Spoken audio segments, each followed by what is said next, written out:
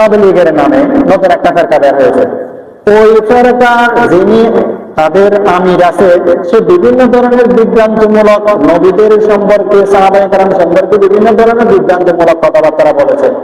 সেটার প্রতিবাদ আলেমরা জনসভার মধ্যে, মাহফিলের মধ্যে, লেখনির মাধ্যমে স্পষ্টভাবে সেটা বলেছে, স্পষ্টভাবে সে কথা বলেছে।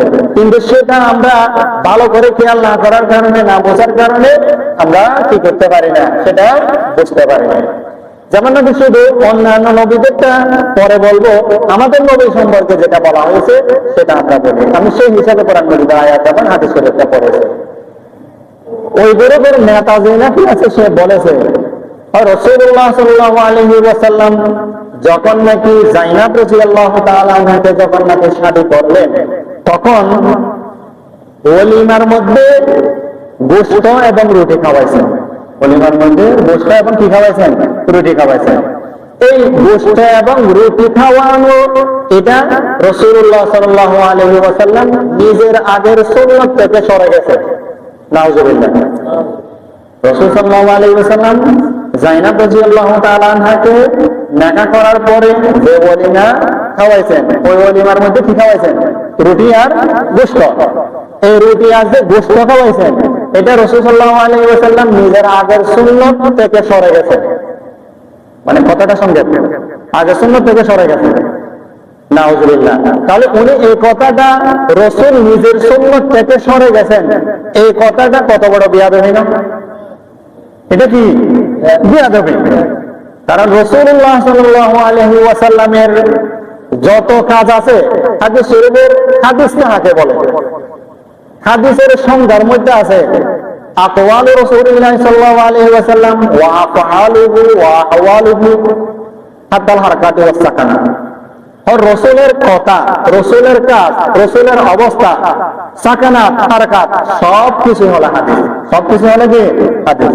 রাসূল যেটা করেন সেটা উম্মতের জন্য অনুসরণীয়। রাসূল যেটা করেন সেটা কি? উম্মতের জন্য অনুসরণীয়। আল্লাহ তাআলা কোরআন মাজিদের মধ্যে কি বলেছেন? আউযু বিল্লাহি মিনাশ শাইতানির রাজীম। লাকাদ কানা লাকুম ফী রাসূলিল্লাহি উসওয়াতুন হাসানাহ। আর তোমাদের জন্য তোমাদের রাসূলের মধ্যে উত্তম আদর্শ আছে। তাহলে রাসূলের কাছে আমাদের জন্য কি আছে? উত্তম আদর্শ। তার মানে রাসূল যা করেন সেটা আমাদের জন্য আদর্শ। রাসূল যা করেন সেটা আমাদের জন্য কি? আদর্শ। তাহলে রাসূল যা করেন সেটা যদি আমাদের জন্য আদর্শ হয়, রাসূল আগে যে সমস্ত নিকাহ করেছিলেন, ওই সমস্ত স্ত্রীদের ওলিমা খাওয়াইছেন খেজুর দিয়ে।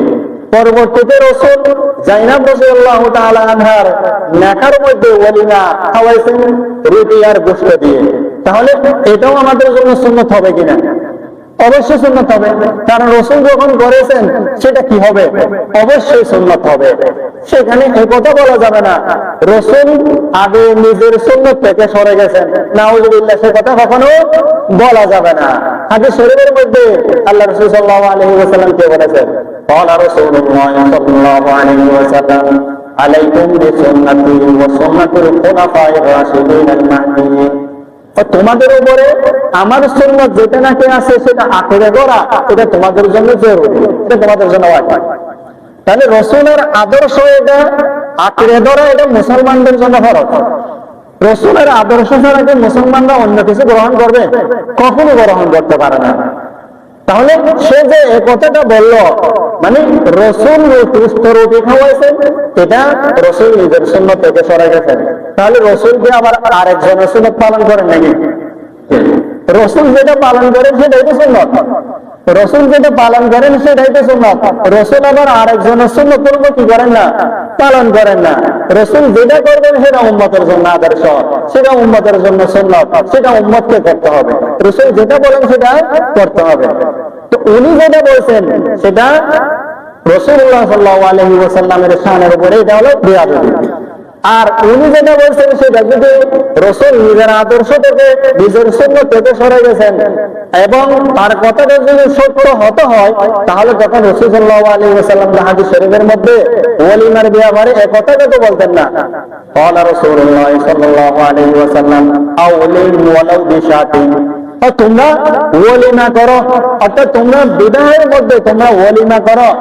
যদিও যতটুকু শেষ পর্যন্ত একটা স্তর বর্ণনা করা হয়েছে, তোমরা ওয়ালিমা করো ছাগল দিয়ে হলেও, তোমরা ওয়ালিমা করো কি দিয়ে হলেও, ছাগল দিয়ে হলেও। তার মানে গরু দিয়ে করতে পারবে না সেটা নয়, গরু দিয়ে করতে পারবে, মানে কমপক্ষে কি দিয়ে করো, ছাগল দিয়ে করো। তো ছাগলের এটা গোস্ত নয়, ছাগলে কি গোস্ত থাকে নাকি খেজুর থাকে, গোস্ত হইতে থাকে। তো সে যে বলছে রসুল যে গোস্ত এবং রুটি খাওয়াইছেন, সেটা রসুল নিজের আসল সুন্নাত পালন করেননি, তাহলে রসুল এই কথা কেন বললেন? আবার ওয়ালিমার ব্যাপারে তো রসুল কি বলেছেন? গোস্ত খাওয়ানোর কথা রসুল নিজে বলেছেন, অথচ সে মানুষকে বিভ্রান্ত করার জন্য আর রসুল যে এটা খাওয়াইছেন সেটা হয় না। তার মানে তো সেটা, মানে রসুল গোস্ত রুটি যেটা খাওয়াইছেন সেটা কি হয় নাই। রসুলের খাওয়ানোর দরকার আছিল, খেজুর খাওয়ানোর দরকার আছিল, রসুল এটা কেন খাওয়াইছেন? এটা রসুল ঠিক করেন নাউজুবিল্লাহ। তাহলে রসুলের ফাইলের মধ্যে, রসুলের কাজের মধ্যে, রসুলের কথার মধ্যে ঠিক আমরা কি নির্ণয় করতে পারবো? উম্মত কিভাবে সেটা নির্ণয় করবে? রসুল তো সারে আলাইহিস সালাম, রসুল যেটা বলেন যেটা করেন সেটা উম্মতের জন্য আদর্শ এবং উম্মতের জন্য সেটা পালনীয়, সেটা উম্মতকে অবশ্যই কি করতে হবে? পালন করতে হবে। তাহলে এই ধরনের এটা আমাদের রসুল সম্পর্কে